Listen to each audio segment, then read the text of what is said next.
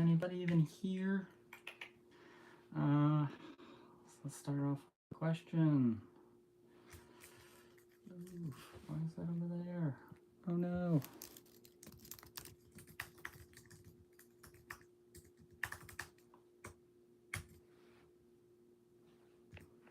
Ugh.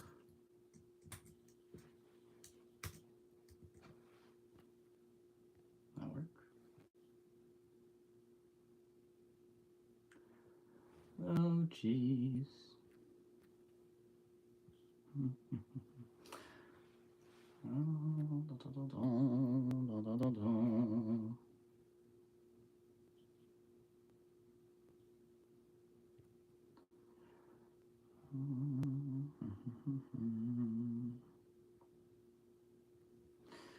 Alright, it's the Sappy Sorcerer here on Alive. In color. In color. I'm just gonna change that. No, I don't want a green screen. I'll get that out of here. I'm trying to figure this out like an old man yelling at the cloud. At least 1 minute of content is needed to make it short. Retouch. Should I retouch? Do I look better? Try this Q&A again.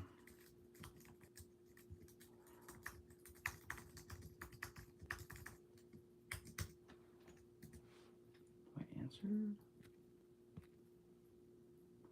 Oh, such an old man.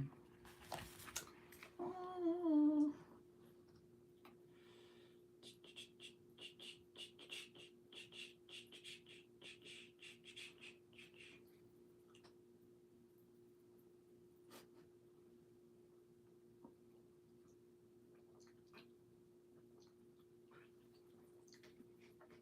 I'm wondering if I can watch myself live, which I can. I don't look that good drinking the water bottle.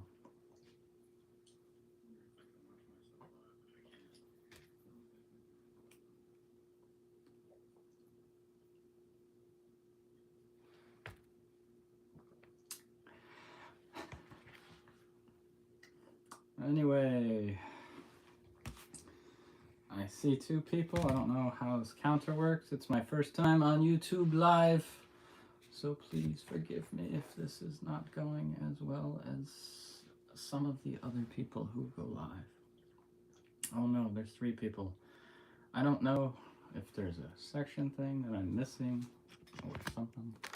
No? Oh, yeah. I don't even know. Alright, well, anyway, there's people here, so I guess I'll just start talking. No idea. Does chat dictate the conversation, or does the conversation dictate the chat? You let me know. Also, how do I look in color? You can see why I prefer the monotone. What's the word?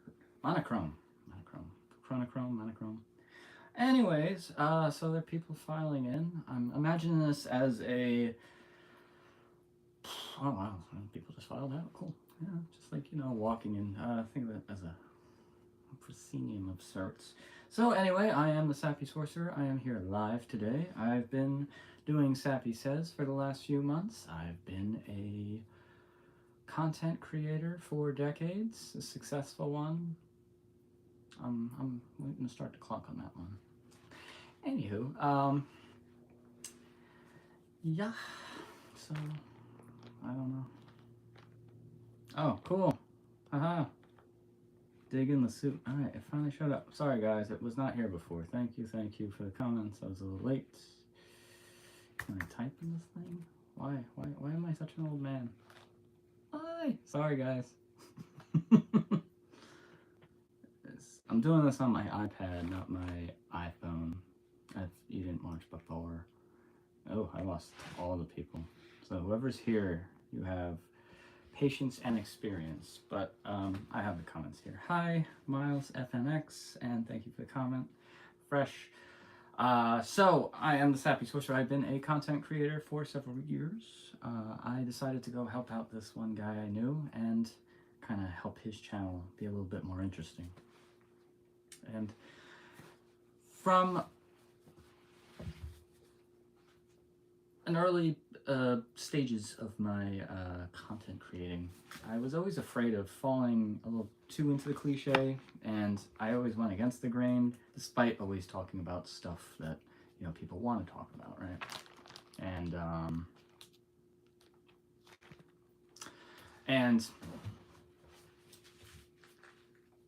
over the years, it's very. I keep coming back to this Renoir quote that the Impressionist painter told his son, "Making any piece of art should be like going to the bathroom. You just have to do it." Hello. You just have to do it. And there's, I don't know how many of you have seen Close Encounters of the Third Kind. Very interesting movie with a character who kind of loses everything, all focus on his family, and he is destined to make contact with, extraterrestrials. If you are familiar with E.T., it's almost like a spiritual prequel. So E.T. is if the aliens came to Earth. The original one is if they had, with Richard Dreyfuss. And even that had some revisionist cuts. It had 3 cuts. It had a theatrical cut. It had a special edition in which they showed the ship, and then they had a director's cut. I'd heard about the movie my whole life, and eventually got the, I don't know which anniversary. It was one of the anniversaries, so they put all 3 on the disc. And I decided to watch the director's cut, which combined elements of the 2. And with what I noticed was, at least when it came to then content, we're talking 20 years ago, so much of the stuff wasn't as readily available. So what I try to do, at least on the channel, is try to be a little more interesting. Don't know if it's succeeding. I used to do Quality Attempted, which was a nice little joke at how they used to have quality guaranteed. If you never see those on stickers, you don't see guaranteed anymore. They have quality assured, quality promised, but they really don't want to guarantee it because that costs money. So Quality Attempted came, and my idea was to do bargain, kind of the store brand level of entertainment. That was the idea. Was it a complete success? No, but going through the process of it really let me stop caring about looking like a fool. And I started different points in my life. I have different video content. I don't have it all, but my first review show, was Jerk Review, and I remember I was obsessed of doing a double feature. It was Black Rain and Rush Hour 2, because it's the same exact movie. Same plot, just 2 different executions, and they're both very, very entertaining. I wouldn't consider one a rip-off of the other. It's just a retelling, and Hollywood's been doing that for years.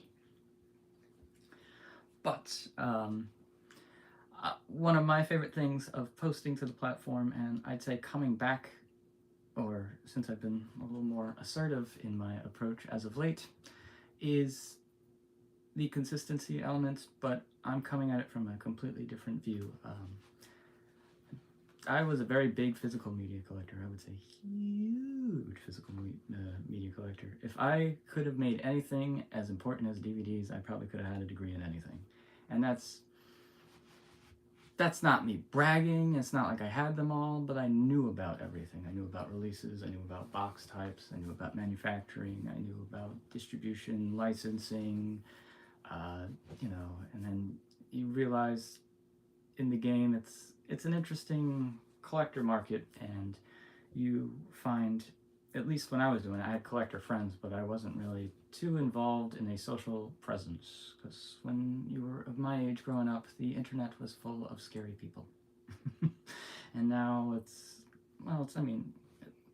like the rest of the world. It's full of people, and there's been so many good stories.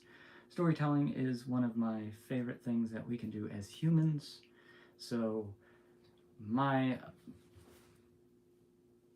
purpose would be to enlighten, talk, discuss, inspire about ideas and storytelling, and that can come to any way of art, media.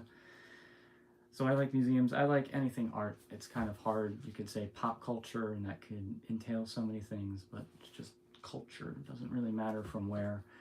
Does it always matter when? And you see influences from artists from every single place.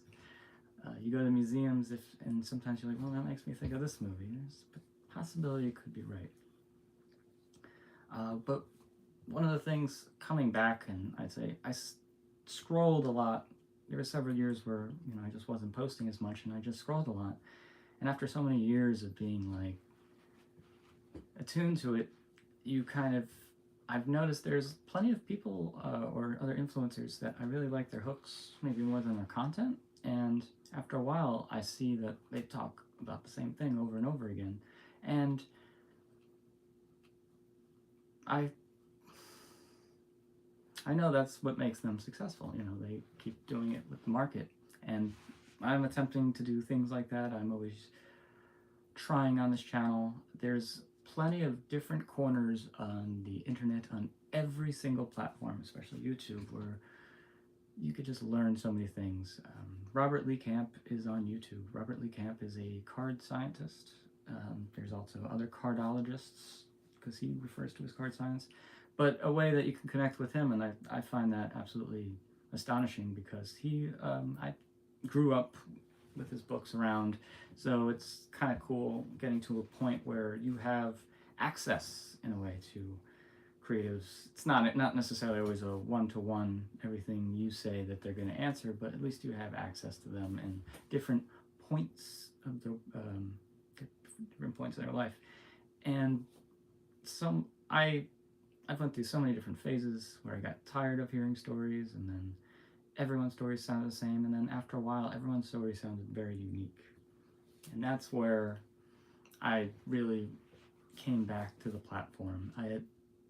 Even if people have the same hooks and they're doing the same thing, something they're doing is unique.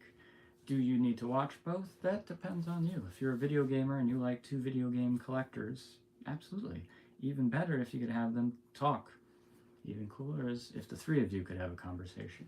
You really don't know. So, yeah. Anyway, this little opening rant here. I didn't have any particular topic.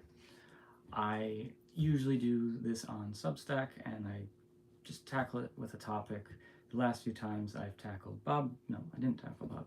No, I did. I covered him a lot. Finally, that Tyler Poe. Thank you. Got to join it. It's my first one on YouTube, so I think the other ones you've seen were on Substack and they had posted later. But I'm trying this first time. Substack is a platform that I'm trying to get more comfortable with, because it's well, it's different. I don't think it's as monetized. It's a very community one. Nothing against YouTube. We're celebrating here on YouTube. But it helps me sometimes. I try doing lives at the worst possible time so no one will show up. So at least I can just talk and hear myself recorded without editing. Because as content creators know that you can edit everything. And I've seen there's sometimes trends, I've noticed it myself, where you just want to listen to people talk without the edits. Sometimes you don't, or the conversations.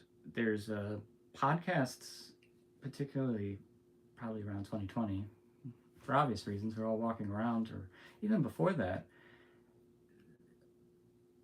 The access to just people originally just trying something out, and eventually they can monetize it and they have fun with it. I'm a big wrestling fan. Don't know if any of you know that. One of the podcasts I really enjoyed when I first started listening to podcasts, because I'm late to the ball for everything. That's why I try to always be on time. I feel I'm always a little behind in life. Yeah. Yes. It's a very cool platform. I publish like short stories on there, and it's a smaller community, and they have options where you can share their videos right to here. They just put the watermark on it, but they make it very easy. And I was convinced by Maddox Klausinger, who I do musings with Maddox on Wednesdays. He invited me, and prior to that, please do. We would much appreciate having you there. I could get really happy. it was in May. The Cartridge Crew had reached out to me, and they offered me to help come be with them, be a vendor at a show, and I did the show, and I had a nostalgia rush that I hadn't had in years, because I had a huge physical, well, not huge, maybe huge for a normal person, but compared to on YouTube, probably small to the other collectors. But I'd gotten rid of all of it, and I tried to go different ways in my life, and then it came back to me. I'm like, why was I running away from this? It's almost, you completely separate yourself from it. And there's this envy in me of these collectors who have everything that they ever had. Anytime I had a collection, I was always economics. I had a certain amount of space, and I didn't want to go over that space, and I didn't want to start hiding movies in drawers, because if you can't find it, you know, I don't like it. And I think the display is just as important. Like museum pieces of art, how you display the movies is important, how you can grab them, how you can access them, how they're organized, ordered, and being married to it.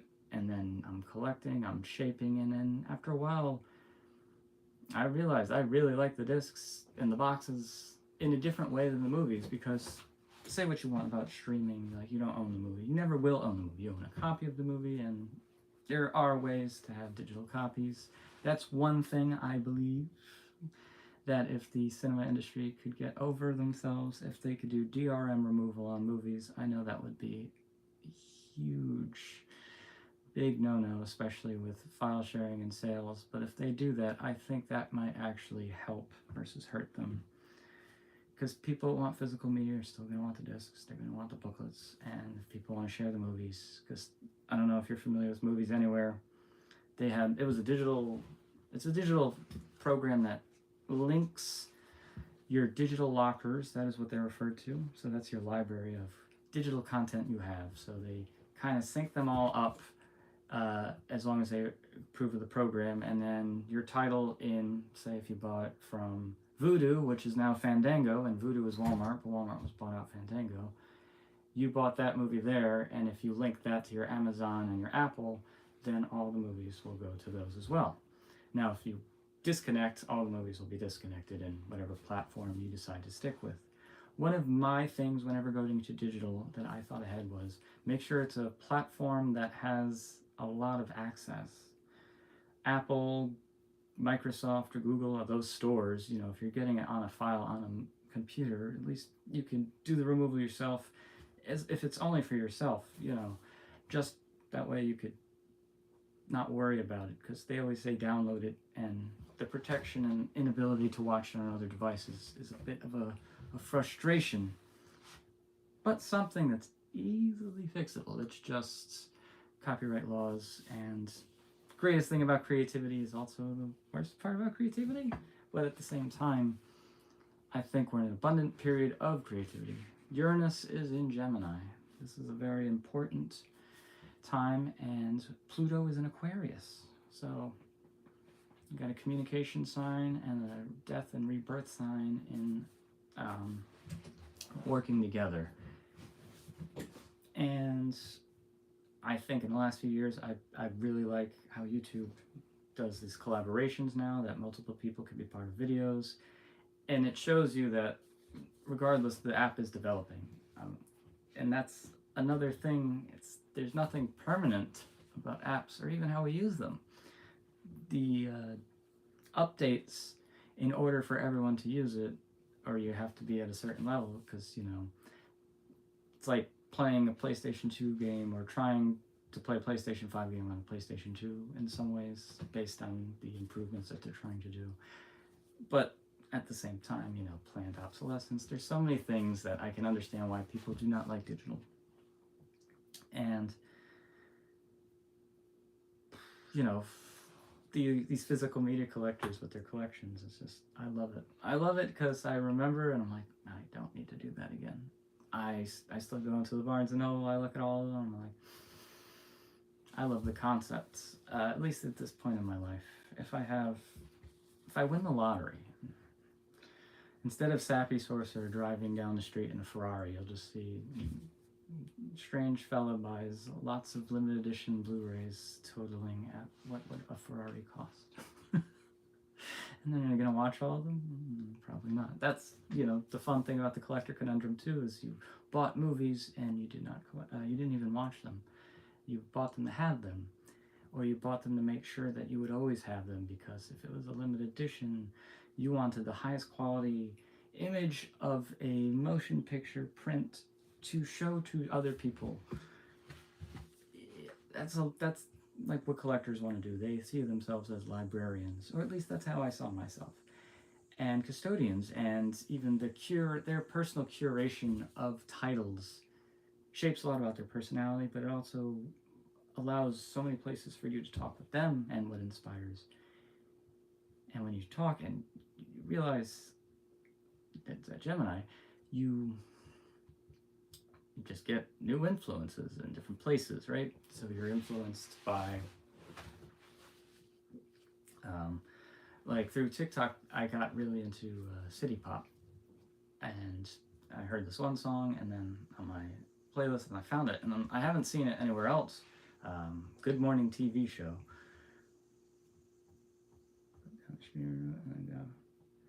Oh, cool. Awesome. So, was there a point that you, when you slowed down, like, was there a certain movie, or did you look at your shelf and be like, or a financial decision? I'm not prying, I just was curious, like, why the decision? For me, it was moving. I moved so many times, and I realized there is a 50-50 chance that these could be worthless or worth something. Because CDs are cheap, but eventually they can be worth something. And it was during COVID, actually, that I started buying digital again, because I was kind of trapped in the house. I wanted to collect. I was renting a room at the time, so I had literally no space, and that was one of the driving forces of getting rid of them, because when your movies occupy, you know, 10% of your room, you're like, no, you make some different choices. And the streaming, it became cool just because I love the TV shows on DVD. I love the seasons. I like seeing them all there. But when like, if you go open a file on like your app and see every season organized beautifully, you're like, and like, I like the digital copies that they used to do. If you remember, maybe they still do them. Shows you if I buy it, and not every studio does. Space issue. Yes, and the convenience issue. I'm a big fan of the Angry Video Game Nerd. Not that he's paying me to say that. He doesn't need me to. But I recall he has a huge collection, and I love the fact that he's preserved some of these tapes. You got to. I still, you might as well. You have it, the digital copies. That's what I did with my collection. And some of it, I started with Amazing Spider-Man 2, even though I started collecting before that. And I look back on my iTunes redeemed, and it shows it's still there. So I'm like, okay. And there are issues of missing movies. I've noticed that they'll delete them and reissue them. Frustrating. Sometimes it's the release that they did, like Apocalypse Now for digital. If you get the final cut, you also get the other two cuts, but I don't know if they're in 4K, so sometimes they'll do the bonus features in HD, and then you have to buy all three features. Other times, the special features on digital is beautiful when it works, but it's not always a one-to-one with discs. And the only time you'll probably see features that are on movies like that, if they were studio, you could tell that they were studio made. And the studios during the physical media golden age were doing a lot of the work. They really laid the groundwork, and I think it was a lot of the people, when I guess they were downsizing, that left and opened these boutique labels. Criterion Collection, of course, always existed, but the boutique labels really exploded, I'd say, more on Blu-ray. They were there in the early part of DVD with Good Times, and then I think the studios kind of just took it back. I think you noticed that in the Criterion Collection, because there's a period where they don't have as many licensed domestic films. Not that they didn't have any, just not as many. there was, when studios go into trouble, they start selling assets, or Warner Brothers was one of the studios that never would do to Criterion, which was a shame. And after a while, you see there's different patterns. Fear and Loathing in Las Vegas is a Universal title, distributed by Universal, so I'm assuming that they own the movie. Criterion Collection has been on DVD, Blu-ray, 4K, but they've also had, I believe, the same for the Universal release concurrently. Now, sometimes when the Criterion comes out, the certain studios will put it out of print. I don't know if that's a money-saving thing, like Alexander. If you've seen that movie with Colin Farrell, Oliver Stone, there's 4 cuts. 4! 3 of them were on Blu-ray, but there's the theatrical cut, there's the director's cut, which was shorter, there was a final cut, and then, which had everything, and then there was an ultimate cut, which they said, hey, we like what you did with the final cut. You got another one? Dead serious. And in that version, they included the theatrical version, so I think the director's cuts might be the only one that's not available in digital or... But anyway, getting back to that, the final cut was always one of the cheapest Blu-rays. It was one of the launch Blu-ray titles, or it's one of those I feel like I saw everywhere, and it was $4, $5, and they had that on digital as well. And then once Shout Factory announced the special edition, it disappeared, and you can't buy it digitally anymore, which I find things like that frustrating. Now, I had purchased Ron by Akira Kurosawa. This is on iTunes. Ron, if you see this movie and you've been thinking about buying it, buy it. The Criterion Collection version was out of print, and when I was collecting, I had the AK 25-100 set. Me bragging, I bought it like an idiot in June. The Criterion sale was July. This was before I knew the sale, so I paid full retail, well, not full retail, but I paid pretty high price for that box with no bonus features. Got me to every Kurosawa movie. I finally tracked down Ron, and then they had other DVDs, and it was never that good. And Criterion is usually the best. They're not always perfect. There's been releases that you can raise an eyebrow. No one's above perfection. But I think they had one of the strongest, and then they had a Blu-ray release, which I remember was excited, and that was a 4K source. That was controversy. Then they did another 4K. And they had the title on iTunes. I purchased it. It was $4.99. I was very happy. And you can't buy it anymore. And now I still have it, so I'm kind of happy about that. Oh, sir, senor, you need to watch Ron. It is King Lear. Well, I appreciate that. Thank you, Clockwork Burgundy. I had actually made that video for the teaser. I really appreciate that. Thank you. I had made that video as a teaser, and then I was gonna post it eventually, and then they announced it. I'm like, oh, if I don't post this now, this whole video is useless. Oh, Dreams! I was talking about that with Maddox. Martin Scorsese was in that movie as an actor. And Warner Brothers, that is a Warner Brothers DVD release. And when that was, I remember, because there were 5 movies that weren't in that box set. So they were Ron, which Criterion had released, The Quiet Duel, which was by a very small company. Yeah. Oh, wow. All right. I'm hoping to get a job at the Criterion Collection. I'm not even kidding. Like some sort of curation job, just being there, because I don't need to have the discs. I just want to be around them every day, all the time. And I love their work. And I had a new person who had professors that who had professors that had recorded commentary tracks as well as done essays, and they said the people were awesome. So I always found that kind of cool, and I was on some sort of tangent. We were talking about Dreams, correct? Akira Kurosawa. Quiet Duel, Dreams, Rhapsody in August. That was an MGM World Cinema release. That one is interesting. I think Richard Gere's in it, I believe. It's a good movie. It's a different look based on the atomic bomb droppings, and it's from a Japanese point of view, looking back. Interesting. And then, what was the other one?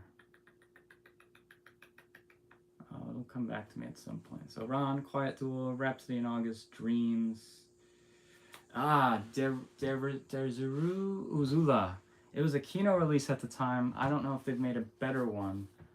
I probably butchering it. And during the 2000s, when I was collecting, I did this thing. My first thing was on Facebook, and I would use the Facebook messages, and I would do the director's experiment. So the goal would be watch all the movies of the director chronologically from when they first started to when they end, and the idea would be collecting and filling the gaps. And maybe I see a movie one day, and I'm like, I like this guy's work, or I started just coming up with these ideas, and these all would have been fantastic videos, but I was very introverted, and I didn't want to be seen, but I wanted to write, and they're not even that well written. I looked back at them, I still have them, but it's the genesis of somebody doing it, and I was in college at this point, so there's no excuse why these writings should be so bad. And I was doing an average of their films based on the amount of films that they were doing, not a weighted average, which is completely idiotic. So Charles Lawton, who directed Night of the Hunter, I gave that a 5 out of 5. So he's a 5-star director. But Stanley Kubrick, who I didn't love every movie, not everyone got a 5, is slightly lower.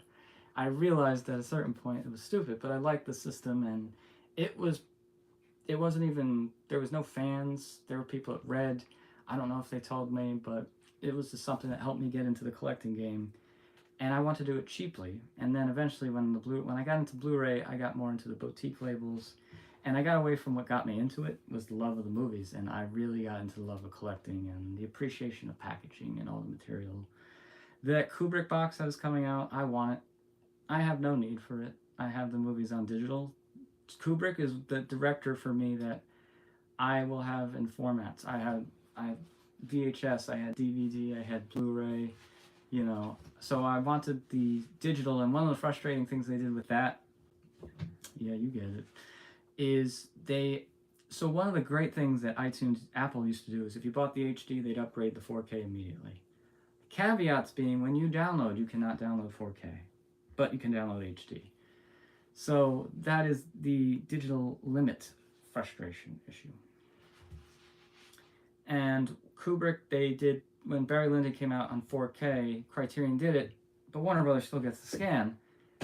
Rather than automatically upgrade it, they issued a new release for it, meaning they didn't upgrade mine. Now, certain titles they upgrade, certain titles they don't. They make a whole new edition, and that's why you get 2. I love the Kubrick set, but I already own most of the phones. It's a pass, it's a wish list. It's maybe like, hey, this is absurd. Or, but I think it's going to be a wonderful piece. It's going to be a good seller. Because that, along with the Wes Anderson collection, who I have all of his films in digital, I would want it as a piece. Yes, it is $500. But remember, it's coming out in October, and Thanksgiving, there'll probably be their sale. And sometimes they have Barnes & Noble coupons that they let double stack. There's forums. I used to be in forums, but I never participated. I would always just, yeah, the sale. And Kubrick had collections on VHS. Not every director did. And like the first one that Warner Brothers did, they got Doctor Strangelove from Columbia, and they got 2001. Eventually they stopped bothering with that. They didn't get the MGM movies, but they got pretty much everything after Spartacus. And these Warner Brothers sets were great. They did them VHS, DVD. And the DVD was one of the early generations. Then the second generation, they did the special editions, and they had these black cases, more updated cover arts, which I think I appreciate. I like the originals. If you gave me like $100,000 or said, hey, would you want a Stanley Kubrick room with all the physical media releases? Hell yes. I'll tell you, hell yes. I want them opened and I want them sealed. I know that's weird, but I'd want them sealed all someplace. That way you could at least have that feeling of going into the store, and then you have it open. That way at least you play with it. This is not my budget. This is dream throwing, but if I get stupid rich, this is what I'm going to do. I'm telling you guys, this is it. If I get rich, I'm sorry. When I get rich. But I appreciate all you guys generally Genuinely, the Kubrick, but Kubrick, he kept going. Then they had the 2 discs. Then the Blu-ray set was a thing, and then I remember they had the giant. It had the giant K, and then when Criterion did Paths of Glory on Blu-ray, they had done all this on Laserdisc. So when studios were, hoarding the rights, that was the thing. Kind of went, and then it's cyclical, especially with business. But the Kubrick is just so good. Ooh.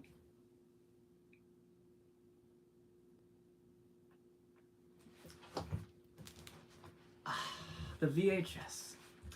I have parted with my VHS. I think the VHS is the format that introduced so many of us to cinema. But it wasn't just cinema. You could tape cartoons, you could tape programs, you could tape Bob Ross, you could have home movies.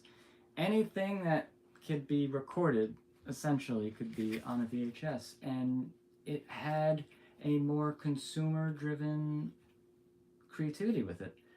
People would duplicate tapes. It was never looked as good, and you're like, ooh, yeah.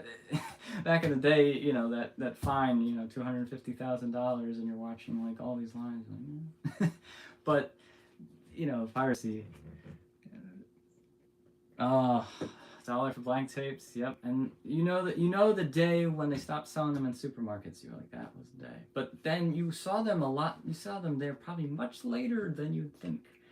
Because in the mid-2000s, VCRs were still around, but people weren't going for them. DVDs made it so much simpler, because I think VHS was a great format. It was physical, it was analog. Beta was better, but VHS was open source. But Beta was better technically, but it also couldn't do 2 hours. Oh, wow. Now that would be a cool video. Just give their card, or if you let me know where they're at, I'll make a video. I'll fly out there. I'm dead serious. I always want to go see Seattle because of Frasier. And I haven't been there. I went to Cheers because I'm a huge Cheers. I went to Cheers Boston because I'm a Cheers fan and happen to like Boston, but it was me watching it at home on a very tiny TV VCR. And I miss going into the video stores. I miss video stores in the supermarket. I think if there's a desire,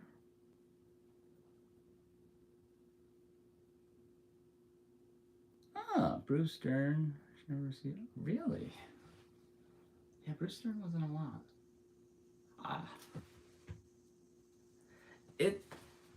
Yeah, I'm not kidding. I've gone back to home and I've seen the spot where I used to watch wrestling. I used to watch Flubber. I used to watch Home Alone 2, and this is transformative experience. I'm sure if I put the tape on, I'd sit there, but I'm like, I don't know if I'd want to watch the whole movie. I want to be in touch with the person that saw it. And I think that with VHS, knowing it, I wanted to love records. I've tried to collect like 6 times. There's 6 different times in my life which I'm like, no, yes. When it came to getting used records, being in the same room with it, the dust, cleaning it, and skipping tracks, I like a digital library, but you have downloaded. That is not common, but purist collectors, digital for music is great. But sorry, getting back to VHS here. Videotape was, and it also, the market, VHS rental stores were a mom and pop thing. They were community based for a long time. Blockbuster kind of killed them all, and some of us grew up with Blockbuster, but if you really want to do it, it's not impossible. I know you might like, well, who would want that? In communities, even at Comic-Cons, you could start there or just start acquiring a library. The thing I find frustrating that I talked with a fellow enthusiast was grading. Yes, they were.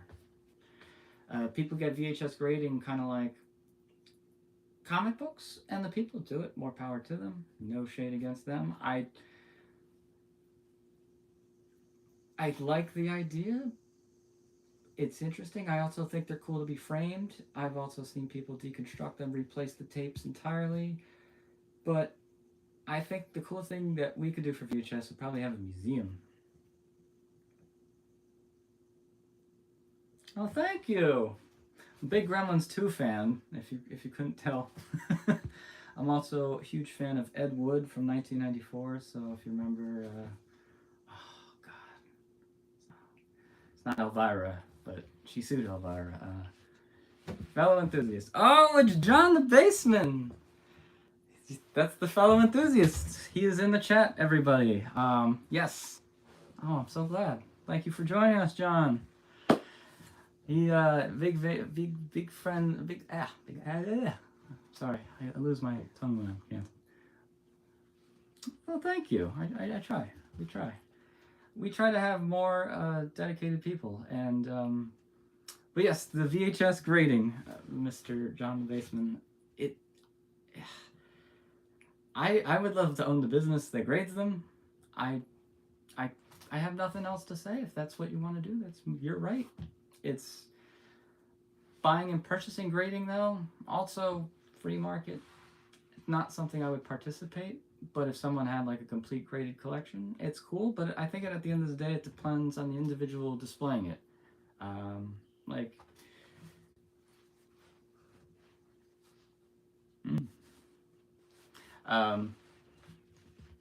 yeah, because we try to talk about all topics here, because at the end of the day, they're all storytelling, and like wrestling tapes was the first thing I collected. I'd go into the video store and go with family, and I'd usually pick a wrestling tape, and someone would get a horror movie, and my dad and my brother would get horror movies. I'd get wrestling tapes, and then sometimes I get like a Disney tape, and we'd break it up. And I remember Monster Vision, they'd watch it, and I didn't like watching the movie because the lighting and all that. It really scared me. And then when I saw Joe Bob Briggs, I'm like, oh, he's talking about it, he's smiling. But for me, like, the separation, because I grew up being scared of Chucky. Saw it very young when Child's Play 2 came out. Yes, John is 100% correct. The prices are out there for the VHS. I think a lot of this, and this is a good thing, what I like about, I'd say, to my fellow collectors there, just a thing about progressing as collectors in age. Having worked with younger people in different environments, sometimes if you can like communicate it correctly, they could be very interested and love it. Like, so much time has passed since when we grew up. John and I, commercials we've seen are just different. Oh, yeah, John. Be a collector. I wanted to get Death Wish 2 on 4K. That's $49.95 for one movie. Congo, and I want to support Vinegar Syndrome. Like, these releases, these records, they are astronomically priced, but the people are coming into it. There's different levels, I'd say, of collecting. Brand new is going to always go to different markets, and there are people paying those prices.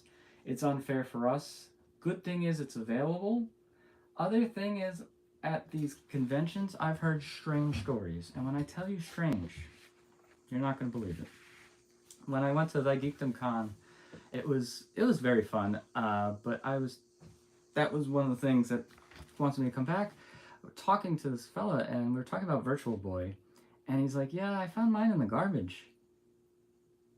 And I'm like, what? And he was like, yeah, it wasn't too long after the system came out. And I was walking down my street. It was a nice neighborhood, and then someone just literally had it. It was on top of the garbage. And I think of The Simpsons when Homer would just chuck things into the garbage, and people don't have to be bothered. And there have been periods in my life where I've thrown things out because I was maybe not the best condition, and I've regretted it. So I've gotten older, and I try to take a look at things, because I'm like, oh wait, is this Pokemon booklet? Because I would do decoupage with my instruction manuals, and somebody would wrap, one of my friends from the cartridge crew, he'd probably wrap his hands around my throat if I was doing that. But I had Super WrestleMania on Sega Genesis, and I would cut out the Ultimate Warrior, and I would kind of put it on my notebook. I'd put it on a paperclip, because I didn't really like glue, even though that would have been a much more practical solution. But then again, that was me as a child. But yes, collecting is out of there. John is a very big collector. I remember you were in the Vinegar Syndrome subscription. I don't know if you still are, or it's a yearly thing. That is one of my favorite boutique labels. Oh yeah, video game magazines. I did find my WWF Warzone. I don't know if you guys saw that. I found the book, didn't have the game, and I was like, it's so much rushed, and I like seeing these things. I know they don't have practical value in my life, and going, but here's the thing. Clockwork Burgundy. Didn't you feel good when it was there? I would say those years.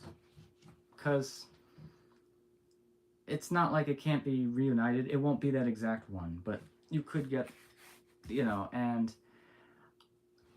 in this cardology system that I've been looking at with the whole thing, you look at numbers, and one of the most important numbers is 9s, and 9s is letting things go.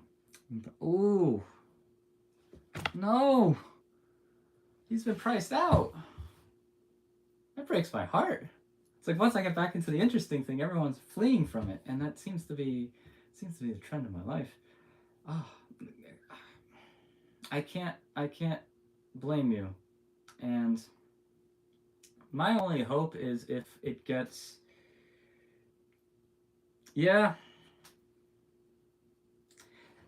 museums, that's where I think we should go. Like, I would love a home video museum, but it would probably be one of those things that costs a lot of money, but I would love to get a Kickstarter. I don't know who we would talk to, but you go through the history of home video. We'd go through Betamax, we'd go through CIDs, Laserdiscs, and then you can have them. You can also have a full store setup, so you can have Nobody Beats Wiz. I don't know if these things are copyrighted. Oof. Learning about the cardology. Yes, so cardology. 9s. So looking at 9s, learning about cardology is your birthday is on a certain date. I actually do have the books here, so if you tell me it, I can actually start talking. I did come somewhat prepared for you. Oh, thank you. So we got a return. So I wasn't that boring. You came back 2 days in a row. Just imagine, I've done this 2 days in a row. You came back 2 days in a row. So if anyone, I will tell you your card. I can't give you a full reading right now, but we've got 12, 29. Oh, you are an ace of August 13th. Oh, your birthday's coming up, sir. All right. What was it? We had 1229. 1229 is a 2 of hearts. There's only one 2 of hearts a year. The way it is, it's kind of like I don't have the right book. Hold on.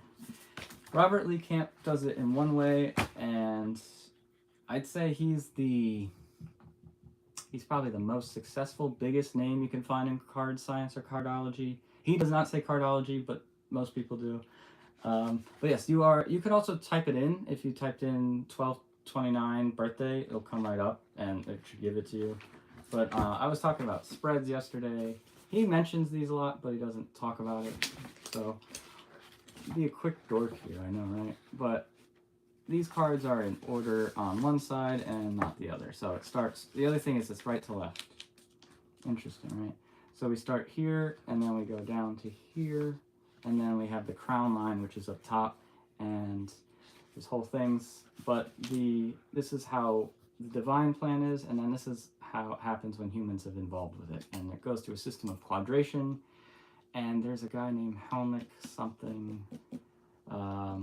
Yeah, it's probably in the realm of that, because nobody really knows where the cards come from. Everyone has claimed to have created it, and it's something that's so common that we all take it for granted, which is kind of the beauty of it. Yeah.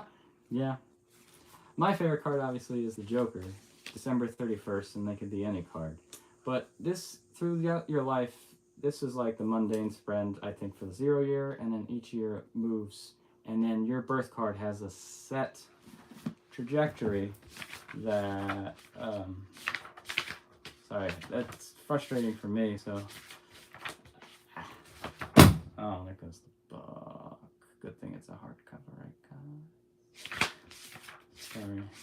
I have a lot of fun just being myself. I don't know if you've noticed that. And another fun thing is if you were to count the cards, like from 1 to 52, it starts from the ace suit, goes all the way to 13, which would be the king of hearts, then the club suit, then the next 13, then the diamond suit, and then the spades suit.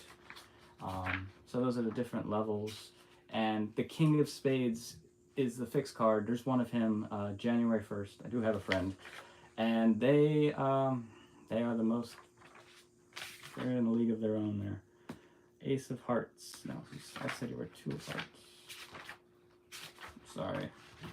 There's like 2 books. They both look exactly the same. I just want to give you an example. I don't want to waste too much time. Everyone's like, well, what time? Who's wasting? Who's running slices?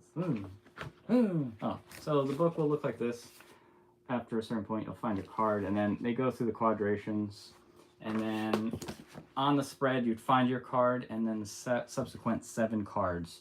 And then those subsequent 7 cards in the spaces will go in order from Mercury, Venus, Mars, Saturn, Jupiter? Or is it Jupiter, Saturn? No, Jupiter, Saturn, Uranus, Neptune. And I think sometimes Pluto's in there. Pluto's interesting. But, and then there's a grid. But 9s, sorry, getting back to what we were talking, 9s deal with letting go. And when I let the collection go, because I'd sold my collection once. I had, my first DVD collection was very TV show based, and I was going with somebody, and I, wanted to, I don't know, I just wanted to reinvest in something else. So I was like, all right. And it would be like Cheers. Most of the shelf would be like Cheers, 11 seasons. Well, I never finished, it was 8. And because there would be 5 to 6, certain shows, if you look at the release dates, there were gaps. And in that time, I had stopped collecting, so it was frustrating. But having them all come out was part of the excitement, I would say. But when I sold the collection, and then I got back into it because I was watching classic movies, and then I started buying box sets, and it was a lot of blind buying. And even with the VHS, I think it's the experience and the memories we have of people we were with. Because I don't remember what supermarket it was, but I'm pretty sure I remember going into the middle. I see the fried chicken there, and then I'm going into the middle of the section. And I'm sure if you say to any Gen Z, you're like, there's video stores in like, a supermarket, and you're like, what? Oh, yeah, just a regular rental store. You rent a movie. Talk about one stop,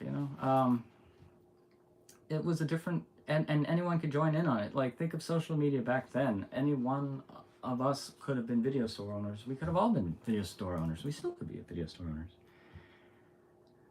The first 10 seasons. Now, if you open up the first one for me, and you read the intro by Matt Groening that came out September 2001, he says, welcome to the first of many deluxe editions. And I said something, by the time the format will be outdated before we finish. And the fact that they just stopped releasing them after 20, and it's a shame. I was a big American Dad fan. They stopped releasing those. And that's what led me to digital was I can get complete series for cheaper, Yeah, season 1, it's that was one of those I don't know, I have a very love affair with some of these movies. It's not a hell of a memory. Like I said, if I put the amount of effort I put into like looking, studying, remembering, just having the things, it could have been time better invested elsewhere, but I'm here now being able to talk to everyone about it. And I love that, John the Baseman and I have gone to conventions and always talking to vendors. And even before I started going at Sappy, it was always fun. There was something, even if I didn't buy anything, I just like seeing, you see people, you catch up with people. Going at Sappy, people were nicer to me because they're like, oh. Most people think I'm Art the Clown. I take that as a compliment. I have not seen any of the Terrifier movies. I know I'm a little behind. But yes, letting go. And the second time I let go of my collection, it became very director focused. And then it became too much of an obsession. And if I was to collect again, I don't know, because you want, it's like just one more, just one more, just one more, just one more. I don't know who's familiar with, there's a Batman documentary about a guy who collected Batman. He was obsessed with the Batman '89 movie. I can't remember. It's a fan-made movie. It's not something you expect great, but he got that collector brain of when he said no. I think I've had that, but I don't know if it was exactly like that. But he remembers going into a store, he's about to pick up a toy, and he says no. And he talks about his story, and then the documentary talks about him talking about his story. Interesting thing of a collector's life. He has a Batman room, and it's like a post thing that he talks about. And he also started collecting vinyl soundtracks because he wanted to have them all. I'm like, that sounds like some shit I would do. When I was downloading music back when, before I bought the CDs, I'm sure John will get a kick out of this. I don't know if I told him. I probably did. I watched VH1 a lot. So the VH1 used to when Blank ruled the world, Best Week Ever, and VH1 was more for older people. Vinyl soundtrack. I love them, but I don't have $70 to drop on some of these soundtracks. I paid $1 for some of these on CD, and I thought that was a bit much. So I love it. I like that they're making it. I just wish I could afford it, or I wish I could justify it. But I was going somewhere. I got lost. Oh, no. Let's see if I can get back there. Something we were talking about. Simpsons, DVDs. If anyone remembers. The Extras. We were talking about soundtracks. Right, cool. Awesome. Thank you. Yes. The soundtracks is a whole other thing that, but when he collected soundtracks, he wanted to have them all, and he wanted to have them. I collected these CDs, and I remember I saw When Kiss Ruled the World. I really liked that. This was in 2000, so I liked the 70s and 80s, and it was recent enough for people to be talking about it. Now it's not so far, no offense to the people, but I never lived through it, so it's what I went through is far, so I'm just trying to assume what they would think. Yes! All right. Tangerine Dream. My favorite is Thief. It might be Thief. I do like The Keep. Sorcerer is good. But I think Thief's my favorite. Now, question for you. If you've seen Legend, do you prefer Tangerine Dream soundtrack or Jerry Goldsmith's? That's the real one.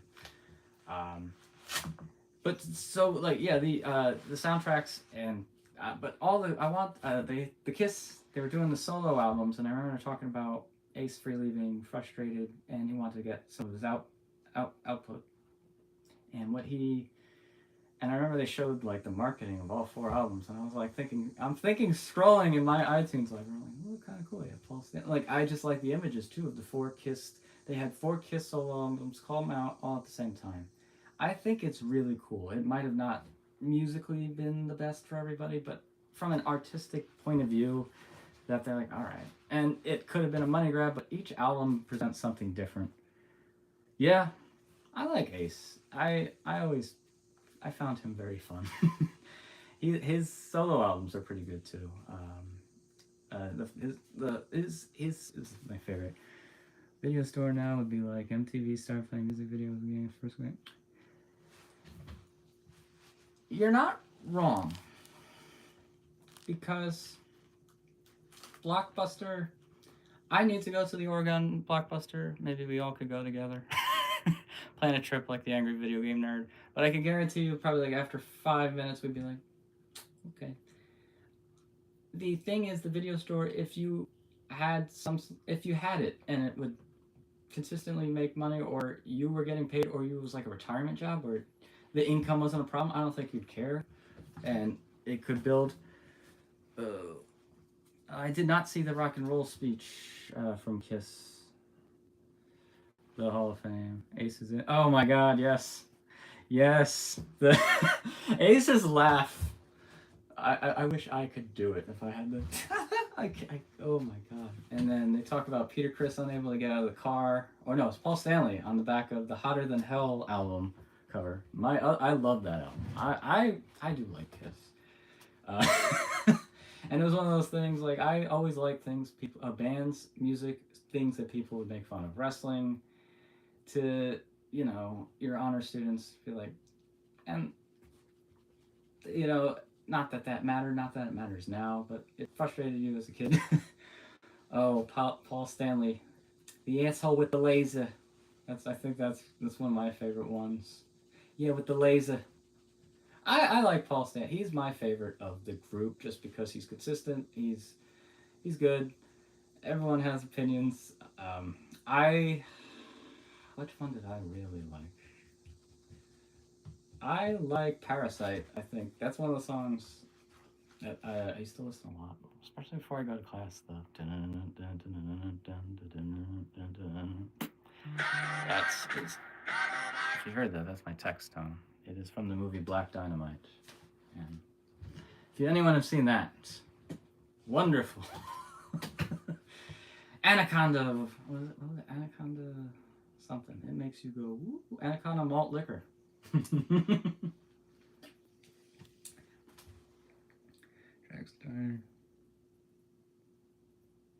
Yeah, I think also what Gene and Paul did with it eventually as a brand, genius.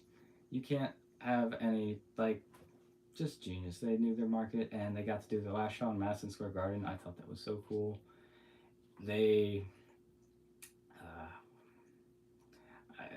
another crossover for wrestling fans, of course. Remember the Kiss Demon and the failing years of WCW. Something that kind of which would have worked out better. That was kind of my first exposure to Kiss because I'm like, I knew there were makeup painted guys that sang hard rock, and I remember going to Hard Rock Cafe, and you'd always see their albums, and they looked so cool. And just learning about when Kiss ruled the world in that period of the 70s, and then their transformation in the 80s, and then, you know, the other two makeup figures they had that they really never tried to talk about as much, that being Vinnie Vincent as well as Eric Carr, the Ankh Man and the Fox.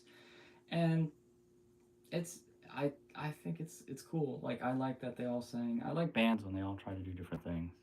Kiss pinball, holy crap! If I was to have a pinball machine, if I was to have a pinball machine, I'd get the Royal Rumble one, the Sopranos one. I think there's a Beetlejuice one. There's so many pinball machines. There's a video on YouTube of the guy with the largest collection. I would love to just go there and pick his brain. And going back to what John was saying, with, like, the pinball, like, he has a museum that also works, so we could always have something and maybe not have a rental where they take it out, but they can stay within the confines of the building and watch it. You know, maybe have home theater rooms. I know that sounds silly when there's movie theaters, but it could be like yestercades for movies. And, you know, once again, I wouldn't know the business model, but this would be probably one of those retirement things that you do for fun. Almost like Newman's Own, you know, it's like to do it to charity, or the Film Foundation, like some of the great work that they do. You know, you definitely want to always put it back into the. I'm sorry, I must have offended somebody. Uno momento. Uno momento. Am I getting cursed out? Is it something good? Okay, cool. Ah, awesome. Ooh. I missed that. This chat thing. We have retro video games to my town. Oh, wow! Yeah, it's not bad, right? And those kind of places, you know, you probably could just go there. And I think, especially, they talk about this, well, I don't know who they is, but maybe I feel that there's a third place epidemic, or I don't know. I like to go everywhere and nowhere at the same time. You know, like, if I was to go somewhere, I would just like to walk. I'd be like, what do the bathrooms look like? You need to get the rights to broadcast movies, like, that would be different. Yes, I think, you know, but that's the other thing when it comes to rights. There probably could be, like, right at some point there's gonna, or there probably already is a middleman rights thing, but it probably might be more widespread where you could get, like, maybe daily licenses. Yes. Oh, yeah. And, you know, coffee shops are nice, but coffee shops are kind of like physical media now. And it's like not all of them are good, and, you know, you're paying to help support the business, and there are great coffee shops, but some of them are very, very expensive. And when I had to make changes in my life, one of the first things that I had to sacrifice was going out for my coffee at like one of my more bougie coffee shops, because I'd sit there, I'd write, and I just liked being in there. I liked having the coffee, I liked having the music. I'd have my headphones in, and there have been several times I've talked to people, or they would just start talking to me. And you're like, oh, you know, if you're writing at home all the time, you can't really do that. So that dead body behind the curtain. No, it's actually a couple of televisions. It's TV. So, you know. There's nobody. You need to talk louder or we can't hear you. You can't hear me? Hello? How are we doing? Oh, I'll move my iPad first. How about now? Is that better? Is it better? Oh, I got white roof. Better? Cool. All right. Thank you, John Boy Uncharted. Here we got 6 texts from somebody and you don't send them one. I think that's I don't know how many of you are familiar with that texting variations. Are you, if you're going to text multiple ideas, do you do it, each text is a separate idea, or do you do it as like a paragraph? Sorry, I used to be an actor, and sometimes I do mumble, but I need to articulate. Just random thing about texts, because, you know, something like, hey, have, you're like, okay, or whole essay, and I've noticed, I've seen even on Substack, people write the sentences. No, this is actually original creation. I am the Sappy Sorcerer. I've been doing this for a few years. It is influenced and inspired by several things. Yeah, the sentences thing, right? And sometimes I used to get anxiety because I'm like, oh, it must be important. After a 7th thing, you're just like, they're like LOLing or oh, mistake, or they're astericking. Like, okay. And I don't know. It's interesting, and then you'll text one back and then nothing. It's bizarre. It's bizarre. But I am the Sappy Sorcerer. I, on this channel, cover so many different things. I am a social media satirist, and I do not do magic, not yet. Magic is illusions. I do things with cards, but it's more readings. I talk about films. I talk about the physical media. I talk about music. I talk about the stories of the music.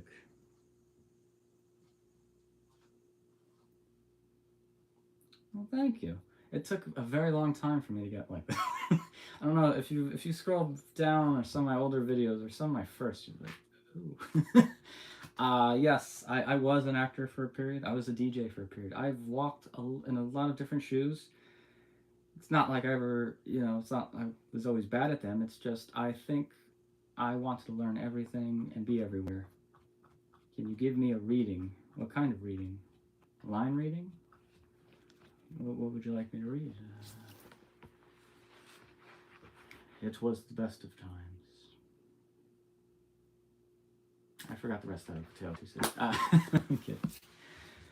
Yeah, and I think even Joe Bob, I'm sure you guys would remember Joe Bob Briggs. He was such a big influence on the types of movies. And my final dig when I was into my physical media, I think like right before I kind of just walked away, and I was deep into movies, deep into grindhouse, sleaze, horror, and the beginnings of horror, which actually has a lot to do with the adult film industry. And I'm like, yeah, that's not too surprising. And I remember Herschel Gordon Lewis had this beautiful, beautiful box set. I regret selling it. None of the movies are that good on it. They're not good. You have them for historical reasons and to show off. The box is cool. It's but that, and he did these nudie cuties, which were just young people just making out naked. And I guess in the 60s with, you know, surfer movies, different, right? And when people are like, oh, they talk about cinema, there's so many movies that they're never probably going to put on. They haven't put on VHS, they haven't put on DVD. They just make movies. You go to the source. I do go to source. I source. Stay tuned. We're working on something with that. And going through like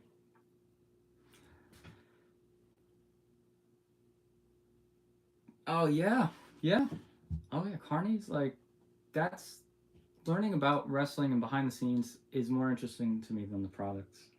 I respect everything these guys do because it's they are putting their bodies on the line. Like I feel Hulk Hogan has so many things. He passed away and had a life, self-serving, blah blah. People are complicated, right? When you see Hulk Hogan, like I look back and there's always a compilation I'll watch because I'm very bizarre. Just you watch him doing the leg drop over the years. Everything'll work. But yeah, the leg drop is what really contributed to a lot of his back issues. And you think about it, like if you do a leg drop, that hurts, but he did it every single day. And Hogan from the 70s, late 70s to like 88 was probably wrestling 250 times at least a year. And he like worked a lot of what he did off those 8 years. He kind of cashed in on like. I think it's so cool that there's wrestling communities that have all the matches. You can look it up. I don't know if it's Steel Cage or they all have different ones. It is, and but you also like the other thing. I'm watching the leg drop and I'm thinking about, he's in it. You think about the audience that night. You think about the people that night. You think about the conversation backstage. You think about these people or where they're at in their lives, or where wrestling's at in this life.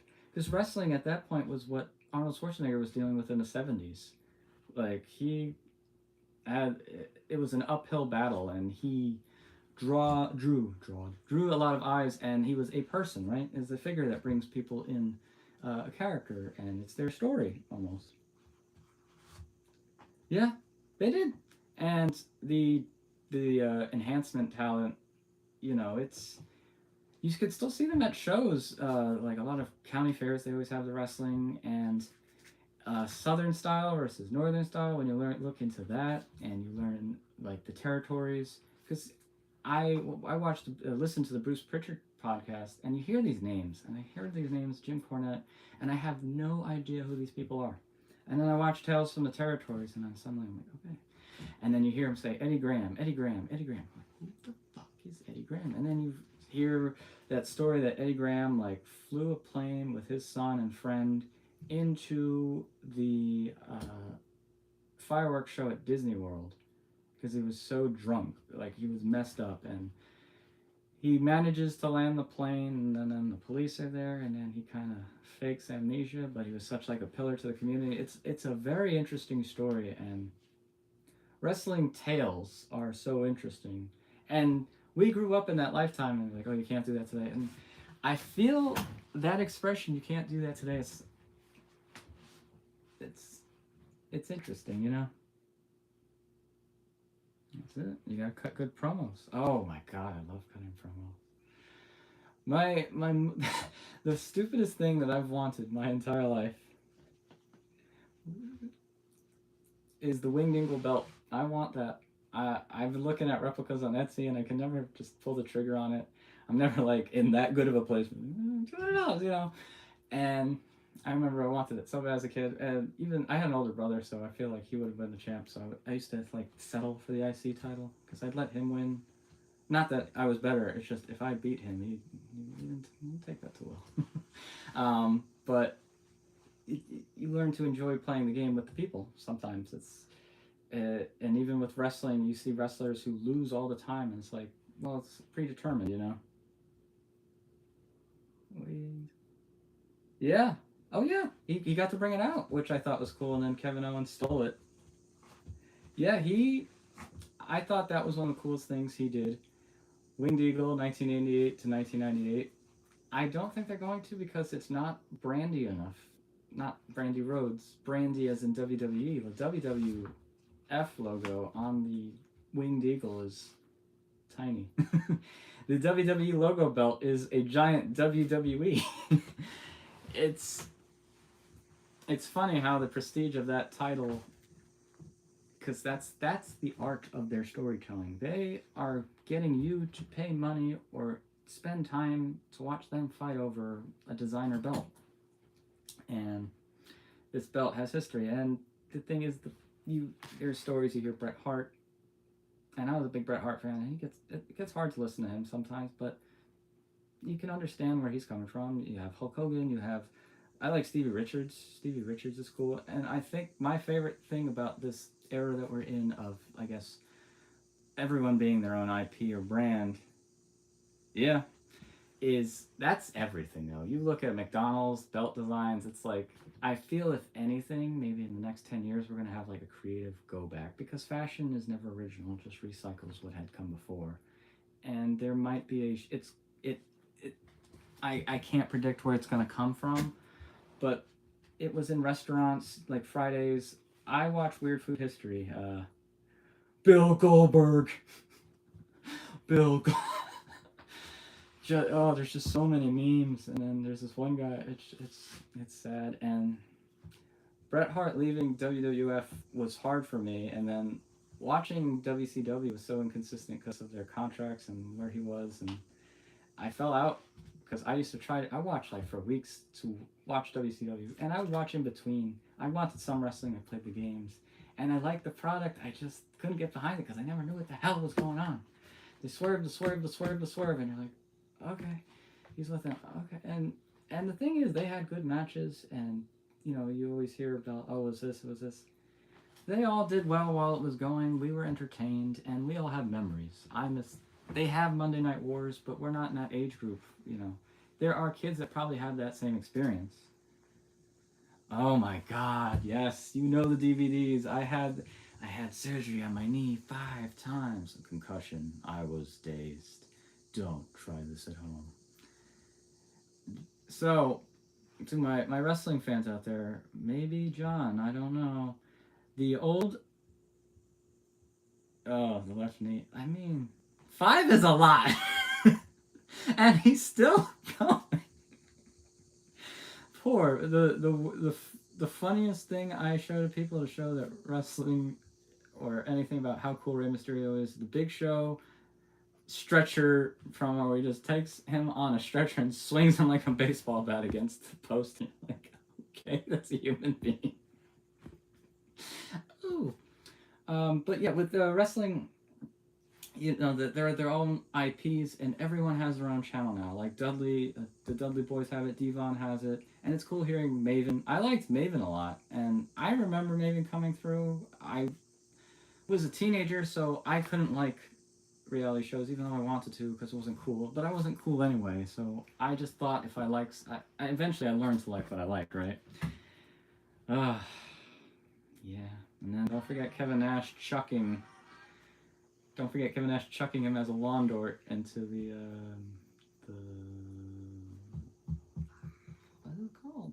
The TV production truck. Right. But yeah, but the wrestlers with they're their own brands now. So Maven has his own channel, and Maven's cool to watch. And then Chris Van Vliet, not a wrestler, but he gets to do it, and the whole space for that I've enjoyed. Yeah, like Maven did him on steroids. Like he did a lot of different things, and he's been very open and honest. And he seems like just somebody you would want to meet, just in general. And when he started, I was so excited. I was watching because I understood it. I know what's his face, Colt Cabana did it first, and over the years, I started listening to the podcast because I wanted to hear how it was made. Like the wrestlers always had the rumor and gossip. Something to wrestle with Bruce Pritchard. Bruce Pritchard was in the rooms making these decisions. Is he revisionist in history? I don't know. I can't say, but his takes, having his relationship with Vince McMahon probably be one of the closest, if strongest.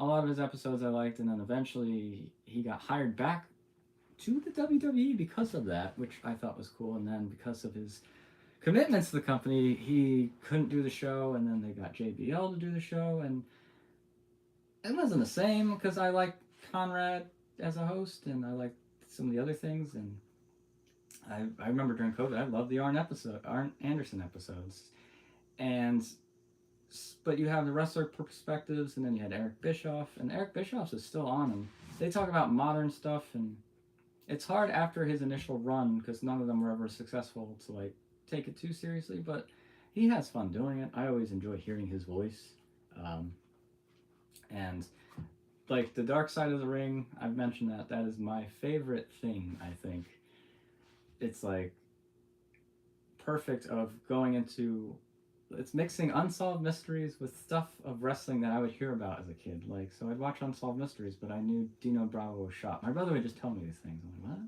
I don't know how he would know. He would read, but like, and I would just remember based on what he would tell me. I'm like, oh, Dino, and I'm like, okay. And then I heard about Texas Tornado, and you hear all these stories, and then computers come around and you start looking it up. So when I tell you I just chase stuff, you do.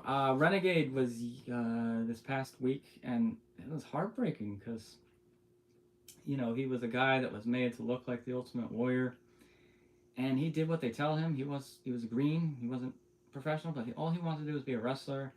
You see him slowly like lose everything and fall into victim of the environment because it wasn't for everybody, and certain people can thrive in environments and other people can't. And it was just they showed that scene with Jimmy Hart like just wiping his makeup off and like him just being demoted. Just heartbreaking that they would do that. And there's a lot of cruelty in wrestling, and you see that, and especially in Dark Side of the Ring, and it really changes things. But also, we think about it. We're talking about a television program from 30 years ago. Almost 40. Appreciate you. Thank you. Yes, we did this for 400. I'm going to try to do these a little bit more frequently, guys. I will have topics. I want to try something here on YouTube. This seemed to go a little bit better than I thought. But I'm going to wrap it up. Wrap it up at 90 minutes. So that gives us about 8 that way. Take care, sir. It is tough. Dark Side is a tough watch. I've cried a lot. I cried a lot watching that show. But it's therapeutic. Once again, with that Cardology 9, letting go of the past. And I say about Clockwork, like with the VHS, we really do miss that time. I don't know if it's the objects will bring us back, and there could be a physical connection, but at the same time, like John was saying, it's a novelty. And there are people I've seen that. Oh, okay, cool. Sweet. I didn't know if I was rambling. If you guys want to go, because I could go for another 20 minutes. I could go 2 hours. It'll be a record, but you let me know. Yes, so you're at 2. So 2 of Hearts. I'll do this before he leaves. I hope no one complains. Yeah, because I at this point in my life, I wear the makeup because I don't want people to know how old I am. No, I'm kidding. Okay. But that's one of my favorite things about Kiss. Like as I got older, like, oh. I'm back in the New York groove. Boom, boom, boom, boom, back. Oh crap! I keep going to the wrong. Sorry. 2 of Hearts, and you said 1990, so that would make you 35. I have to math. Leave me alone. So 35. Give you. I don't know if you want to take a picture of this 35. You can also look it up. Like, what would my spread be for 35? But in your Mercury, you would have 9 of Spades. 9s are usually hard. The song makes me think of Mitch. Yeah. Yeah. I think of Ace Frehley. I'm sorry. I heard that one first. When you get 9s in a spread, that could be usually, they talk about Mercury, you would have already passed this period. So this would have been closest to your birthday. It would have been, your Mercury period would have been the first 52 days after your birthday. And you had a 9 of Spades, and 9 of Spades means you could have dealt with something, letting go, illness, some issue, but also there was a 4 and it's vertical as you get in there, because vertical card, positive cards can offset some seemingly negative ones, But yes, you are the Two of Hearts, and your current period, if you go to Robert Lee Camp, he can tell you exactly, because he's a card scientist who also happened to be a software developer. So not only did he learned the science, he learned, because it's based on mathematical equations, how to develop an app out of it, and that's the genius. If you go to his website, you'll see what he charges for things, and I don't know if it's worth it. I'm not saying it's not. I wish I could afford it, but I'm like, oh god, I'd love to pick his brain, you know.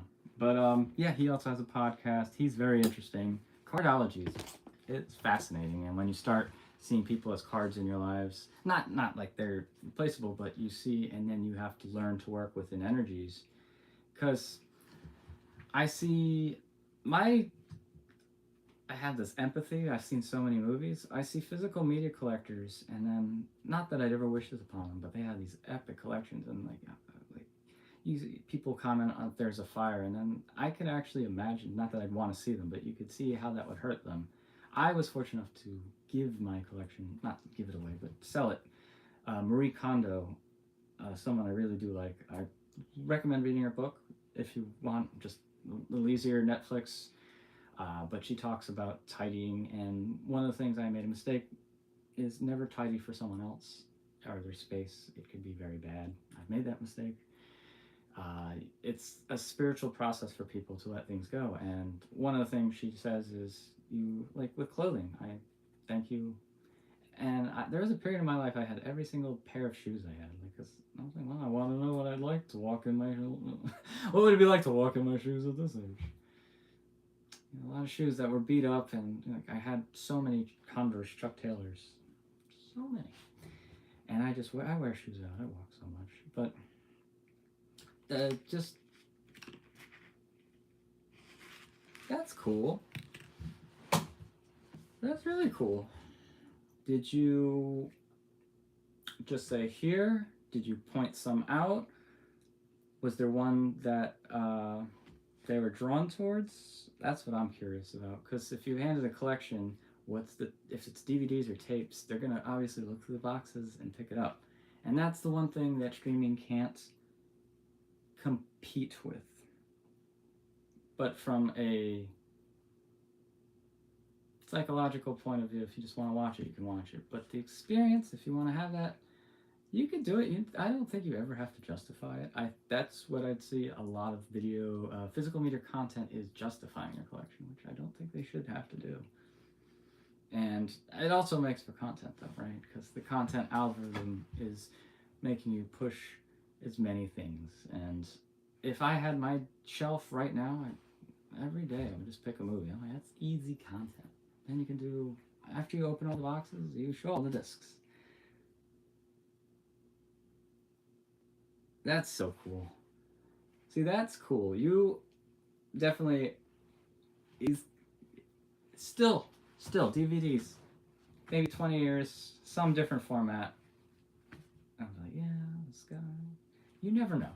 And you're like, well, but it's sometimes a meaningless thing. Not meaningless, but passing it off to somebody that you're like, oh, have a good home. At the end of the day, do you know what's going to happen to it? No, but your time with it is finished. And even like going to school, like, graduating, all these things, eventually you don't see these people anymore. And I find a lot of sadness in that. A lot of sadness in that, because I as you get older, you do a lot of looking back, but you want to look forward, and a lot of people just like the world you were in when you were born is not the world you're still in, and it's like Hulk Hogan passed, and then the guy that did the Hulk Hogan song passed, and pretty much everyone he wrestled. And what was crazy is a lot of these wrestlers passed like before 2000, so we were still growing up, and these guys were passing away very young. Owen Hart, super tragic. Yeah.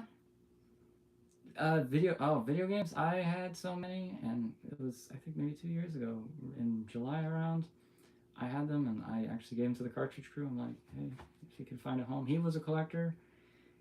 He's trying to collect all the N64 games. And Super Nintendo was my favorite system, and I had it, and I looked at it, yeah, I looked at it and I'm like, like there's a period like when, to quote Dark Side of the Ring, Jeff Jarrett, when he said, "I got the gift of desperation." Now there's different points in your life, and if you look at the cards, different cards can have money and not have money at the same time. If you understand that sometimes stuff can come as go as easy as it comes, it can go. Being okay with releasing is hard, you know.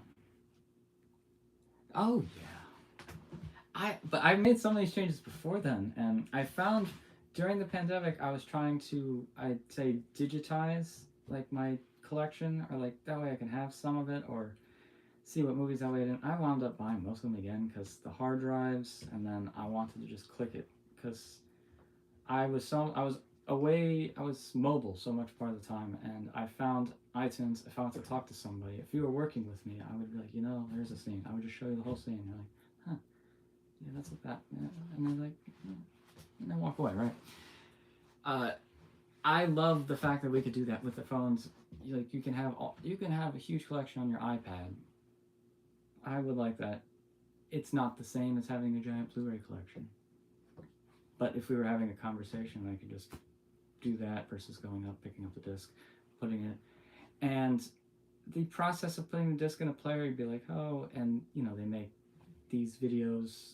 I'm sorry, I don't know where you hear the box pop open. I don't know, they call it sound porn or whatever. They click the disc pop and they focus on sounds. And I did that. I did that all without a camera, and it's crazy because I'm seeing things I did just with my collection that other people are just making content with. Hey, I'm so glad you came by. We had a cool group. You made it. So thank you. Thank you for all your support. I really love talking to you. So grab dinner. I'm sure I'll be back based on this. Might do a Substack tomorrow, so if you guys want to find me on there, I did a short story, so I get to talk to the people in there. Yes, enjoy your dinner. That was cool. It's kind of like therapy, and there's other influencers. So my algorithm is bizarre. my algorithm is bizarre. If you look, I put a post on YouTube to Substack, or if you find me on Substack, it's different. Thank you. I'm trying to create a universe. I talked about it in the other videos. I started the idea of writing a novel when Stranger Things came out. Stranger Things is completed, and I still have not finished the show. Finished anything. I did a novella, so I said, instead of perfecting it, we're gonna write a short stories, and that's it. So art as maybe I said art is this. Yeah, that's very true because David Bowie's first album, he never talked about it, but he did it, and then he got to do everything else, and that's a whole other topic with directors and musicians that I think you guys probably understand more about. 70s, 80s, and maybe even 90s. Directors had time to grow. Now you kind of have to be great out of the bat, and if your second hit isn't good, your sophomore slump, like, you think of so many bands that you like. It's the first one wasn't necessarily the one. 2, no, 3, maybe 4 or 5 it became that. So getting the contract, it's just changed. But we grew up, it was learning one way, but it is a different way. And yes, creating the art is that. Yes. Well, it took me a few to hit my stride. But the short story of, I'll just give you a quick thing, is so Sappy is from New Vaudeville. It's an alternate universe. Sappy is in this universe talking to you. And there's an extended crowd, and the parallels of that are, I think that we are going towards more, like, everyone's going to be their own IP. Not everyone's going to be their own brand, but there's going to be potential for more IPs, and people want to do that. If everyone could be vendors and set their own schedules and do what they want to work for themselves and be able to get what they want out of life, then I think that'll be a success. It's not all going to happen at once, but more and more people are doing it, but more and more people have to see their friends do it, and Yeah, I'm really starting to begin to see that. It is, and think about WWE. Just think, and like that's why I keep thinking like WWE was ahead of it. Vince McMahon acquired tape libraries, and he was digitizing them before there was such thing as the WWE Network. Vince McMahon as a businessman, it's a very complicated character, and it's impossible to talk about him without. It's impossible to talk about wrestling without talking about him. And he's probably the character you'd want about in Dark Side of the Ring the most because he shows up throughout the entire series as this like ominous figure. He's presented in Young Rock in a unique way, I'll say. But he had this foresight, and he was going national, and he wanted each. Jeff Jarrett even said, "Wrestling is a IP, is a chessboard full of IPs, and you got to see who's going to be where to do what." And yeah, so desperation, like not being able to afford movies, not even, it's like, all right, is this necessary, Yeah. And I think that's what so many people like about the art is that they see artists or they see remakes, revisions, and I know there's no rules, but I believe in some publishing, if there is some revisionist, perhaps show some sort of difference. I know for a long time The Warriors was on Blu-ray with only the director's cut, and the director's cut was made around 2008, which included 2008 comic book animated cuts in between scenes, transitions, and that could take you out of the movie, especially if you're trying to watch a movie. It's the same thing with the Star Wars, the original cuts, if you get that. Bernini and oh yeah, oh yes, I'm a huge Miles Davis fan, and there are times, even when I'm talking about Sappy Says, there's artists I get to talking about. Yeah, Vince. If you ask Bruce Pritchard, Vince did some very great things. That's why the documentary was good. He thought it, and they interviewed him saying he thought it sucked because they did a very skewed version. And everyone, if you dug into any of the people that found our country, there would probably be some. It's hard to do that. If we were all at the same place at the same time, then yes, maybe. Oh yeah, digitizing history. Yes, sorry. Yeah, he was doing that, and he was acquiring tape libraries before the thing, and he was buying out, and he had a content library before such thing was a thing, and even making the tapes, that was a business. Remember we were talking about earlier, he produced tapes, so he had matches and he just recorded tapes, put them in different combinations. He had a studio, he did everything, and he had eventually they had WWE video. He had his own composer, Jim Johnson. They didn't like to license out songs, they do that now. WWE's so big they can do it now, but then he owned everything, and as a result, he creatively was his. And with the IP situation, pre WWF, like 80s, that's where the character stays to you, or if you come in with it or whatever. And but you learn so much, right? Jim Johnson, yes, yes. Jim Johnson is such a legend. I have all the Uncaged series, Coliseum Video. That's what I want to say earlier. Coliseum Video. Who remembers the opening theme? It was this title crawl, and it talked about thousands of years ago or generations of wrestling, and it had this awesome theme. The old WWF music was so cool. I loved it. The Royal Rumble theme. I recently just found that online. I had to have it. Because certain of these wrestling themes aren't like Jimmy Hart did some, Jim Johnson did some, Rick Derringer did some, so it's so weird how they did it. I think Cyndi Lauper produced the first album, so she's involved. And the Dark Side of the Ring, the Collision in Korea is still my favorite episode of two people in a land that have no concept of what's going on being forced there, and Ric Flair and Antonio Inoki make them emote. Yes, I did. Okay, I did. I must have. I'm sorry. My lives, I forget with the lives because the Sappy says I try to keep track of what I say. Even though I did do a second Yakuza episode, which I had.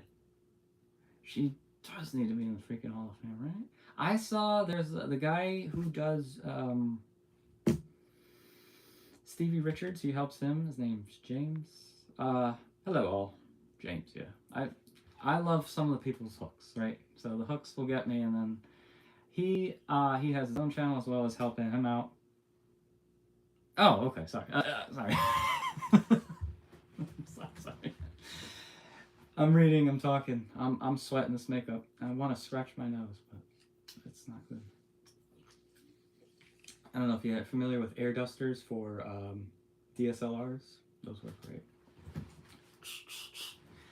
You just gotta blow the air without touching the lens. So the fear I had when I was shooting with DSLRs, that was another thing. I used to shoot DSLRs, and the process of taking the compact flash and converting it to the computer, and that was such a pain. When I was able to do it with my phone, that's when I found that this was easier to do. So if I was less lazy, I probably could have been a little bit more successful in my life. I'll be completely honest with you.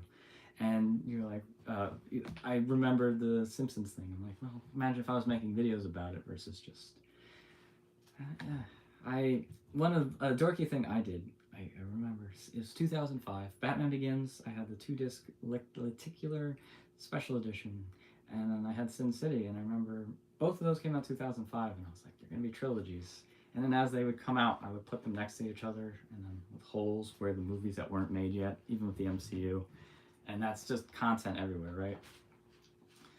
And I just regret not doing it. I've taken photos of my collection, but you've got to go through all these things. And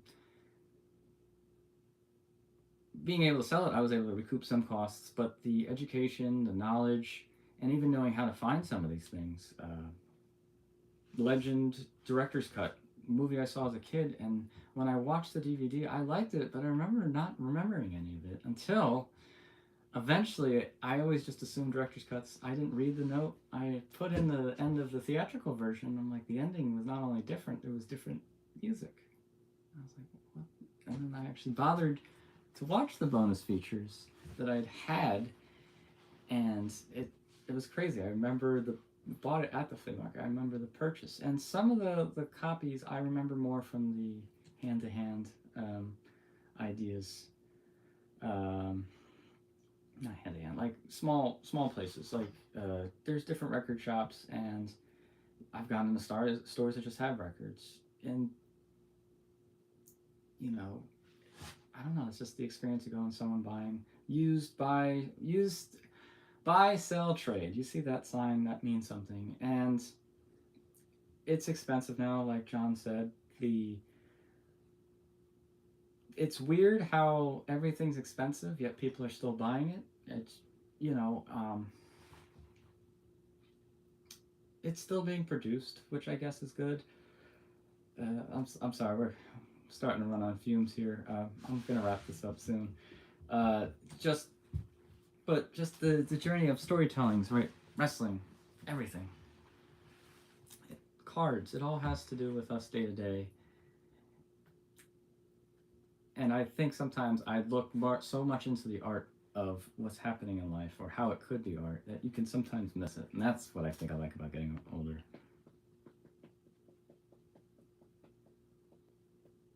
I really do appreciate it. Thank you. I really try. Thank you, sir. I have to. There's all these things, and I realized I've gotten to this age, and I'm like, I haven't done it, and I'm like, well, and all the fears kind of just start shedding away, and you think of things that used to really make you feel bad, or what people say, and you're like, okay, and but that's the other thing is we can acknowledge it. Ted Lasso came back yesterday. I watched that. I have to do some content about that. Ted Lasso is a show that I caught at a point where I was so depressed, and it's weird, but if we can figure out what exactly like media we need, it's like almost media therapy to a certain extent. I know it can always be driven overboard, but at a base level, I think. If you are familiar with Do Androids Dream Electric Sheep, the book based off Blade Runner, they had an empathy box. I remember that was the fascinating thing is they were dialing it to deal with the other person. and I hope we don't get to that level, but I think in like the last century, just a little bit more, like we've gone about tradition to individual, but community, you know. Ted Lasso, and he came back, right? He came back, well, not spoil it, but he's coming back. And even Jason Sudeikis talking about how he was feeling at the end of the show, because it felt a little limp. Not saying this if it was to end like that, because I was like, it's over. I'm like, it's not over. I just knew it wasn't over. Like, even if it will come back in some form, that show was too good. It made people feel too good. And also, anyone who's watched it, there is a director cameo to a director who didn't make it as a reference in the opening scene when he's at the supermarkets. There is a brand of cigarettes that he's scanning. Also, the question of him just scanning cigarettes like that, but they are Red Apple cigarettes. Just throwing that out there. I thought that was so cool. Red Apple cigarettes, if you're not familiar, is a fictional brand of cigarettes that feature in Quentin Tarantino films. Mostly, if all of them, I think, if you look just at the cigarettes. So Ted Lasso referencing that, Ted Lasso with references, Ted Lasso with his 11:11 alarms, his movie references. It's, you got it. I don't know if Jason Sudeikis is that, right? But the character he's created, and I don't remember the origin. I don't know. It's like shorts, and it's like I was tearing up in the episode because you see him sitting. I'm sorry, I'm just gonna spoil it, but he's sitting reminiscing, and he's looking at pictures. And this show didn't come out that long ago. Like Spider-Man, Homecoming, not in our lifetime, but people who they've seen it, right?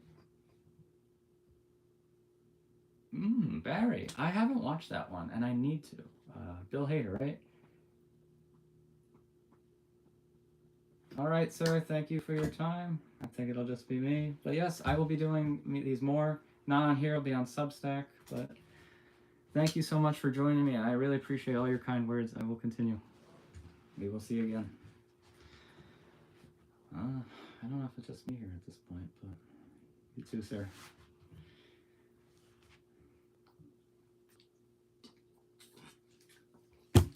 Sorry if I assumed you were sir, but certain things. Yeah, I've worked in a lot of different environments, so I could be overly sensitive to things, but I can understand where almost everyone's coming from, which is a problem. You can understand where everyone's coming from, and you're trying to explain where you're coming from, and you're like, well, we need to meet. All right, I think I'm just gonna wrap this up. We're at about an hour, 108 minutes, almost 2 hours. That was the ultimate test for me as a kid on VHS. It's like an hour and 30 minutes, or then we'll have 110 minutes, and you're like, hours and minutes, or just list how many minutes.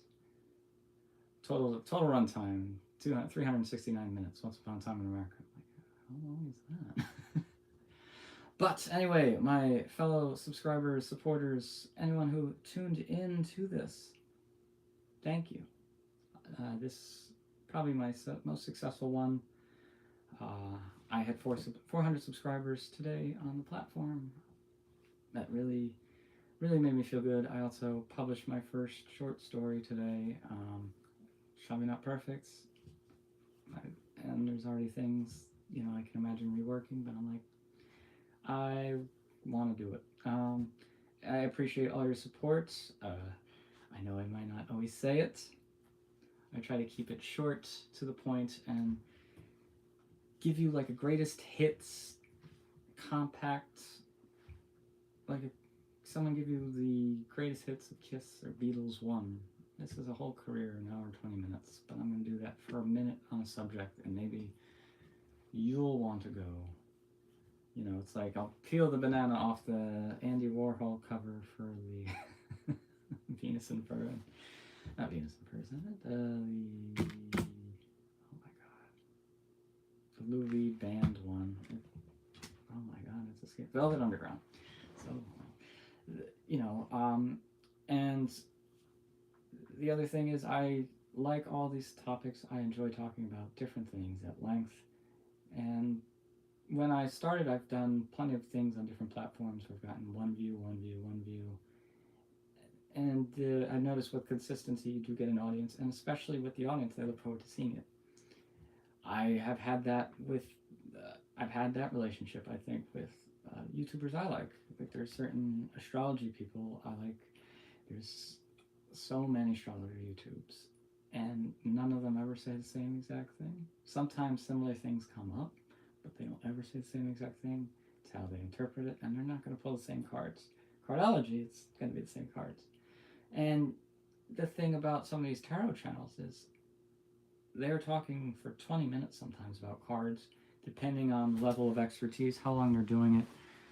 Some of them are trying to have an overarching theme. They just want you to start better. Like, one of the ones I like is like, start a business, get a new job. Like, it's always what he's trying to do, and he encourages the post. And it's a therapeutic thing, even you know, with the live chat.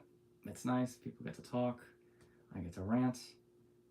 I've seen how I try to see how other people do lives. You know, they read stuff. You know, if I was super beautiful, I could just show up and do cartwheels. But that's probably for a different time. Anyway, I had a blast doing this. I didn't have a plan coming in.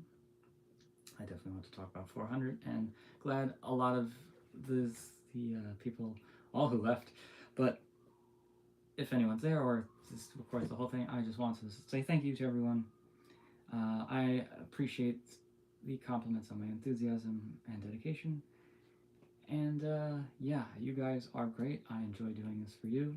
I enjoy doing it for myself, and it's mutually beneficial, and I want to make this my thing, so this is going to be my thing, and leave you all who's still watching with a quote from Robert Rodriguez with his film school.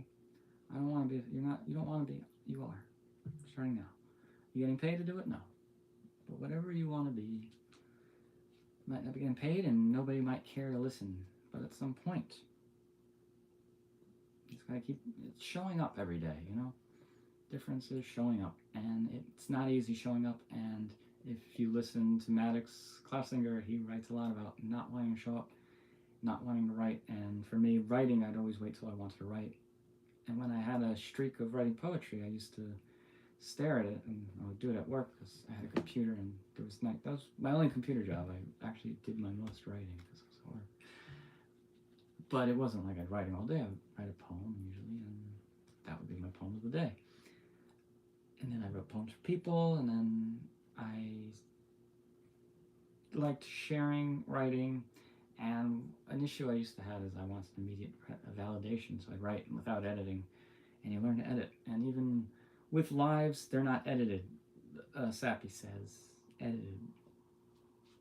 And over the course of watching it, you know, I'm trying to get better every day. What this looks like now probably won't be what it looks like in a few years. I'll probably make some references to who I was at this point. But unique point in life right now. It's a very interesting time. You all join me. We're all here. I really, really appreciate it. I'm working on having some better hooks or better sign-offs so I don't have to keep rambling and stumble through 7 of them to hope that the last one is good. Thank you so much, everyone. I'm the Sappy Sorcerer, and I really appreciate you giving me your time today.